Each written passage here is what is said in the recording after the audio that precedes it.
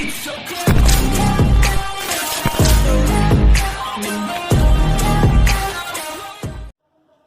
बच्चों, maths master classes में आप सभी का स्वागत है। मेरा नाम परवीन कुमार आर्य है। आज हम देखेंगे परसेंटेज की एक और नई वीडियो। आज हमारा क्वेश्चन नंबर 21 है। दिल्ली से किसी स्थान के लिए बस तथा ट्रेन किराए का अनुपात 3:2 है। बस किराए में 20% की तथा ट्रेन किराए में 30% की वृद्धि हो जाती है, तो बस तथा ट्रेन के नए किराए का अनुपात ज्ञात करो। बच्चों, अनुपात के लिए जब भी हमें ये अनुपात गिवन है, मान लिया जाए कि ये 3:2 गिवन है आपको, ठीक है, तो इस 3:2 को किसी भी एक सेम नंबर से आप मल्टीप्लाई कर दोगे तो भी इसके अनुपात में इससे आने वाली चीजों पे कोई इंपैक्ट नहीं पड़ेगा। जैसे मैं इसमें 2 से मल्टीप्लाई कर दूं तो ये 6 बन जाएगा, इधर भी 2 से मल्टीप्लाई कर देंगे तो 4 बन जाएगा। तो जो रेशो 3:2 है, तो 6:4 का भी रेशो जो होगा वो फाइनल रेशो 3:2 होगा, क्योंकि रेशो की फॉर्म जो होती है वो एक तरीके से आपकी मिनिमल, यानी कि इन दोनों में कोई भी गुणनखंड कॉमन नहीं हो सकता है, ठीक है। अब इस तरीके से जब भी आपको क्वेश्चन गिवन होते हैं तो बच्चों आपको करना क्या है, जो आपका रेशो गिवन है उस रेशो को लिखोगे। रेशो जैसे यहाँ पे 3:2 गिवन है, किस किस का गिवन है, बस का, और इधर किसका गिवन है, यहाँ पे ट्रेन का बच्चों, ठीक है। बस का रेशो गिवन है 3 और ट्रेन का रेशो गिवन है 2। अब इनमें हम 100 से मल्टीप्लाई कर लेंगे। किससे मल्टीप्लाई कर लेंगे, 100 से। जब इसमें 100 से मल्टीप्लाई करेंगे तो ये 300 हो जाएगा, 200 जो बन के आएगा वो कितना हो जाएगा, 200। 2 में 100 से मल्टीप्लाई करेंगे, ठीक है। गुणा करने पर आ गया 300 और 200, 300 और 200।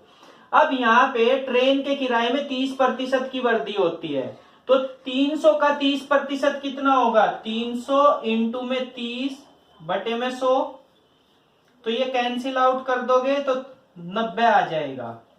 तो यानी कि कितना हो गया, अब ये 90 की बढ़ोतरी हो गई इसमें, ठीक है। इस वाले में कितने की बढ़ोतरी होगी, सॉरी, बस वाला हमने 20% बढ़ाया बच्चों, तो 20% के लिए ये 60 हो जाएगा, 60 हो जाएगा। अब ये भी 30% की बढ़ोतरी हुई है, किसकी, 30% की। तो 30% की बढ़ोतरी जब 200 पे निकालोगे तो 200 गुणा में 30 बटे में 100 करोगे, ठीक है। तो ये कितना आ जाएगा, 60। तो यहाँ पे भी ये कितना हो गया, 60। अब ये वाली वैल्यू कितनी बन गई, टोटल नया किराया कितना हो गया, 360। तो नया किराया यहाँ पे कितना हो जाएगा, 260। अब इसका रेशो निकालना है। रेशो निकालने के लिए 0 से 0 कैंसिल आउट, 2 से करोगे ये 18 टाइम्स जाएगा, 2 से करोगे ये 13, यानी कि 13 दूनी 26, 18 दूनी 36। तो ये जो रेशो बनेगा तो हमारा फाइनल रेशो कितना आ गया, 18:13। अब देखते हैं बच्चों अपना अगला क्वेश्चन। क्वेश्चन नंबर 22 है बच्चों। दो संख्याओं का अनुपात 4:5 है। जब पहली संख्या को 20% से बढ़ा दिया जाता है तथा दूसरी संख्या को 20% से घटा दिया जाता है, तो संख्याओं का नया अनुपात ज्ञात करो। तो हमने पहली संख्या ये मान ली, दूसरी संख्या यहां पे ले ली, सेकंड वाली, ठीक है। तो इनका अनुपात जो गिवन है 4:5 है, ठीक है। अब फिर से हम किससे मल्टीप्लाई कर लेंगे, 100 से। जब 100 से मल्टीप्लाई करोगे, गुणा करोगे, तो ये 400 हो जाएगा, ये 500 हो जाएगा। अब इसका 20% बढ़ा दिया जाता है। पहली संख्या का क्या कर दिया जाता है, 20% बढ़ा दिया जाता है। तो जब 400 का 20% निकालेंगे तो वो कितना होगा बच्चों, 2 0 कैंसिल आउट, तो ये कितना आ जाएगा, 80, ठीक है। और इसका 20% क्या कर दिया जाता है, घटा दिया जाता है। तो 500 का 20% निकालोगे तो 500 का 20% कितना होता है, 2 0 से 2 0 कैंसिल आउट, तो ये आ जाएगा 100। तो यहाँ पे 100 क्या करना है, माइनस करना है, और यहाँ पे 100 ऐड करना है, जोड़ देना है। जब इसको जोड़ोगे तो ये कितना बन जाएगा, 480, और ये कितना रह जाएगा, 400। अब इनका रेशो हमें फाइंड आउट करना है, इनका अनुपात ज्ञात करना है। जब इनका अनुपात ज्ञात करेंगे, ये 0 से ये 0 कैंसिल आउट, 8 छंग 48, 8 पंजे 40, तो अनुपात बन गया हमारा 6:5 बच्चों। इस तरीके से हम आसानी से अपने क्वेश्चनों का आंसर कर सकते हैं। अगर यहाँ पे x लगा के करेंगे अपने क्वेश्चनों को तो बड़ी देर में हम अपने क्वेश्चन का आंसर निकाल पाएंगे बच्चों। अब देखते हैं इसका अगला क्वेश्चन। बच्चों क्वेश्चन नंबर 23 है, राम के खर्च तथा बचत का अनुपात 5:3 है। उसकी आय 12% बढ़ा दी जाती है तथा खर्च 15% बढ़ा दिया जाता है, तो उसकी बचत कितने प्रतिशत बढ़ेगी। अब बच्चों ये वाला क्वेश्चन, सबसे पहले हमें ये पता चलना चाहिए कि आय इजिकल्स टू, ये फॉर्मूला हमें पता होना चाहिए, आय माइनस खर्च इक्वल्स टू क्या होता है बच्चों, हमारे पास में बचत होती है। ठीक है, जो मेरी आय है उसमें से जितना पैसा खर्च हो गया है तो उसके बाद मुझे क्या मिलती है, बचत मिलती है। अब मुझे बचत और खर्च का अनुपात कितना दिया हुआ है, 5 तो मैं खर्च करता हूं और 3 मेरी बचत होती है। तो टोटल मेरी आय कितनी होगी, 5 जमा में 3, तो मेरी आय होगी 8। ठीक है बच्चों, यहां तक कोई डाउट नहीं होना चाहिए कि आय माइनस खर्च इजिकल्स टू बचत होती है। अगर मैंने खर्च 5 रुपए किए हैं और मेरी बचत 3 रुपए है तो मेरी आय कितनी थी, 8।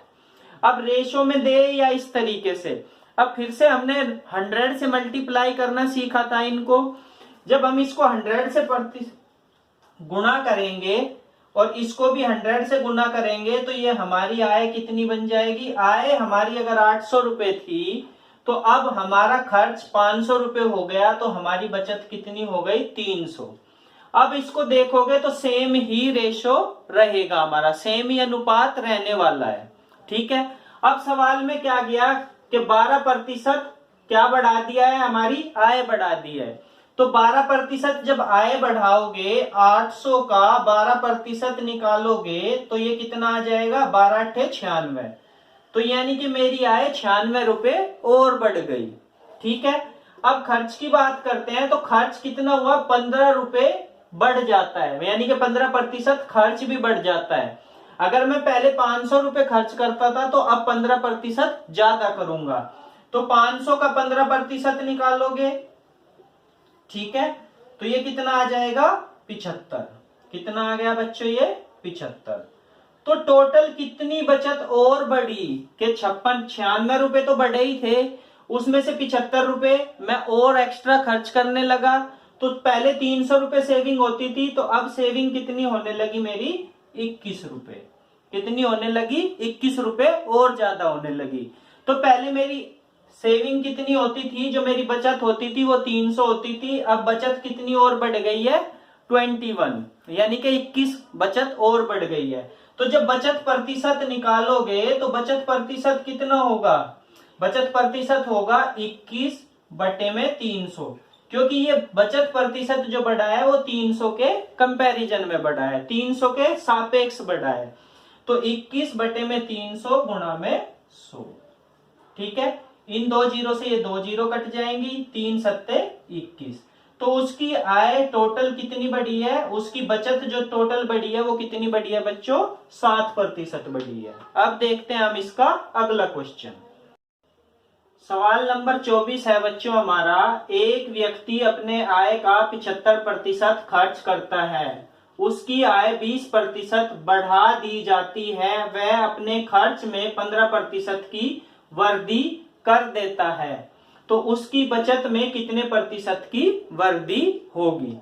अब की बार हमें रेशो में न देके बच्चों किस में दिया है, प्रतिशत में दिया हुआ है, हमें खर्च जो है वो प्रतिशत में दिया हुआ है। तो फिर से आय माइनस खर्च इजिकल्स टू बचत, यानी के आय माइनस खर्च बराबर बचत। ठीक है, अब मेरी खर्च जो है वो 75% है, तो जो मेरी बचत होगी वो कितनी होगी? 25% बच्चों। जब इनका रेशो निकालोगे तो इनका रेशो कितना होगा? पहले सवाल में रेशो ही दिया हुआ था हमें, तो अब इनको रेशो में बना लेंगे तो रेशो क्या बन जाएगा? 3:1। ठीक है। जब 75 और 25 का रेशो बनाओगे तो वो कितना बन जाएगा अनुपात में? 3:1। यानी कि खर्च 3 है, बचत 1 है। तो यहाँ पे मेरी आय कितनी होगी? 4 होगी। अब इनमें 100 से गुना कर लेंगे फिर से। जब 100 से गुना करोगे तो ये 400, ये 100 से गुना करोगे तो 300, और बचत में 100 से गुना करोगे तो ये 100 बन जाएगा। अब सवाल में क्या दिया है? आय 20% बढ़ा दी जाती है। जब आय को 20% आप बढ़ाओगे तो 400 का 20% कितना होगा बच्चों? 80। इस तरीके से करोगे तो ये कितना हो गया? 80। ठीक है। अब इसी तरीके से खर्च कितना बढ़ा दिया उसने? 15%। तो किस पे बढ़ाया है? 300 पे। 300 पे 15% उसने खर्च बढ़ा दिया।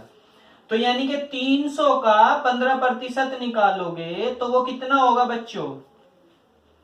45। तो यहां पे हो गया 45। तो अब कितने का फर्क आ रहा है बच्चों? यहाँ पे 80 रुपए ज्यादा कमाने, 80 रुपए उसके पास ज्यादा आने शुरू हुए, 45 वो खर्च करने लगा। तो टोटल कितने बचाने शुरू किए उसमें से? फालतू कितने बचने लगे उसके पास में? 35। अगर पहले 100 रुपए बचते थे तो अब कितने रुपए बचने लगे हैं? 35। तो इसके खर्च का अनुपात यानी कि इसकी जो बचत का प्रतिशत है वो कितना हो जाएगा? अगर 100 पे कोई भी चीज बढ़ रही है तो जितनी वो बढ़ी है उतना ही प्रतिशत हमारा आंसर होता है। तो यहाँ पे भी निकालोगे तो 35/100 गुणा में 100। इस 100 से ये 100 कट जाएगा तो टोटल कितने प्रतिशत बना बच्चों? 35% बना। ठीक है बच्चों। अब देखते हैं हम अपना अगला क्वेश्चन। सवाल नंबर 25 है बच्चों। राम अपनी आय का 30% बचाता है। यदि उसकी आय में 12.1/2% की वृद्धि हो जाती है तो वह अपनी खर्च को 14.2/7% से बढ़ा देता है, तो उसकी बचत में कितने प्रतिशत की वृद्धि होगी? तो बच्चों पहले वाले सवाल में हमें खर्च दिया हुआ था, इस वाले सवाल में हमें बचत दी हुई है। तो जो बचत दी हुई है तो यानी कि फिर से हमारा तरीका क्या होगा? आय माइनस खर्च बराबर बचत। ठीक है बच्चों। आय माइनस खर्च इज इक्वल्स टू बचत। तो ये 30% बचत होती है तो 70% क्या होगी उस बंदे की? खर्च किया है। तो खर्च किया है तो खर्च का 7:3 बन जाएगा। खर्च और बचत का रेशो 70 और 30 यानी कि 7:3। अगर उसने 7 खर्च किया है तो वो बचाता कितना है बच्चे? 3। और तो उसकी आय कितनी है? आय उसकी हो गई है हमारे हिसाब से 10। ठीक है। अब इनमें सबसे क्या करेंगे हम? 100 से गुना करेंगे। 100 से गुना करोगे तो ये कितना बन जाएगा? 1000। ये कितना बन जाएगा? 700। ये कितना बन जाएगा? 300। अगर उसकी बचत 1000 थी तो 700 खर्च कर देता है तो उसकी बचत कितनी होती है? 300। अब कह रहा है कि बचत में 12.5% की वृद्धि हो जाती है। 12.5% का भिन्न क्या होती है बच्चों? भिन्न वाले जब इनकी टेबल लिखवाई थी तो वो कितना होता था? 1/8। ठीक है। तो यानी कि 1000 का 1/8 उसकी वैल्यू बढ़ जाती है। तो 4 से करोगे 2 बार जाएगा, 4 से करोगे तो 250 हो जाएगा, 2 से करोगे तो 125 हो जाएगा। तो यानी कि उसकी आय में टोटल 125 रुपए की वृद्धि हो गई। ठीक है। अब इसके खर्च में देखते हैं कि कितनी की वृद्धि कर ली है। खर्च में कितने की वृद्धि कर लिया उसने? 14.2/7%। तो 14.2/7% का जो हमारा प्रतिशत का भिन्न होता था वो होता था 1/7। और खर्च कितना करता है? 700 पे। तो यानी कि 700 का 1/7 वो खर्च बढ़ा देता है। तो यानी कि अब कितने रुपए और ज्यादा खर्च करने लगता है? 100 रुपए। तो यानी कि अब बचत कितनी रह गई उसके पास में? 25। जो 125 रुपए बढ़े थे उसमें से 100 रुपए वो खर्च करने लगा, तो अब उसके पास बचत रह गई है 25। पहले बचत 300 होती थी, तो अब कितनी बचत और बढ़ गई है? 25 बढ़ गई है। कितने पे बढ़ी है? 300 पे। तो बचत प्रतिशत निकालोगे तो बचत प्रतिशत क्या होगी बच्चों? 25 बटे में 300 गुणा में 100। इन 2 जीरो से ये 2 जीरो कट जाएंगी, तो ये 25 बटे 3 हो गया। 25 बटे 3 का मतलब क्या होगा? 8 सही 1 बटे 3 प्रतिशत। यानी कि बच्चों उसकी बचत में 8 सही 1 बटे 3 प्रतिशत की वृद्धि हुई। बच्चों आज की क्लास में इतना ही। अगर आपको ये वीडियो पसंद आई है तो वीडियो को लाइक करना, शेयर करना। अगर चैनल पे पहली बार आए हो तो चैनल को सब्सक्राइब जरूर करना। धन्यवाद बच्चों।